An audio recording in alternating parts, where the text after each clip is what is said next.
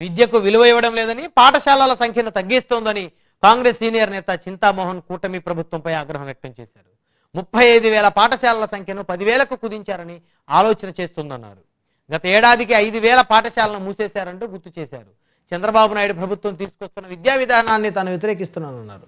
అరకు ఛత్తీస్గఢ్ మధ్య ఖనిజ సంపదన దోచుకోవడానికి కుట్ర పన్నుతున్నారన్నారు. చంద్రబాబు నాయుడు ఏడాది పాలనలో చేసింది సున్నా అని విమర్శించారు. ప్రజల్లో వ్యతిరేకత మొదలైందని స్పష్టం చేశారు. నీ ప్రభుత్వం నీ పార్టీ ఉంటే లేకపోతే ఏమయ్యా చంద్రబాబు నాయుడు గారు ఏం చేశావు? ఉక్కు ఫ్యాక్టరీని గురించి సంవత్సరం దాటిపోయిందే, మాటలు చెప్పడం ఎందుకయ్యా? వెంటనే ఉక్కు ఫ్యాక్టరీని మరి క్యాబినెట్ లో పెట్టించి ఒక్క నెల లోపల విత్డ్రా చేస్తున్నట్టుగా తీసుకురావాలని చంద్రబాబు నాయుడిని నేను విశాఖ నుంచి మాట్లాడుతున్నాను సూటిగా.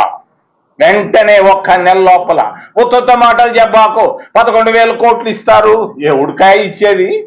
ఏందా నీ 1,000 కోట్లు ఎందుకయా? వాళ్ళకు ఒక్క మాట చెప్తే వాళ్ళు హాయిగా భోంచేస్తారు కదా. ఈరోజు విశాఖపట్నం ఇంత స్థాయికి రావడానికి కాంగ్రెస్ పార్టీ తీసుకొచ్చినటువంటి ఉక్కు ఫ్యాక్టరీయే కదా. ఎందుకు దీన్ని ఆపేస్తున్నారు? ఎందుకు ప్రైవేటైజ్ చేస్తున్నారు? అవసరం ఏంటి మీకని నేను అడుగుతున్నాను. వెంటనే విత్డ్రా చేయాలని కేంద్ర రాష్ట్ర ప్రభుత్వాలు నేను డిమాండ్ చేస్తున్నాను.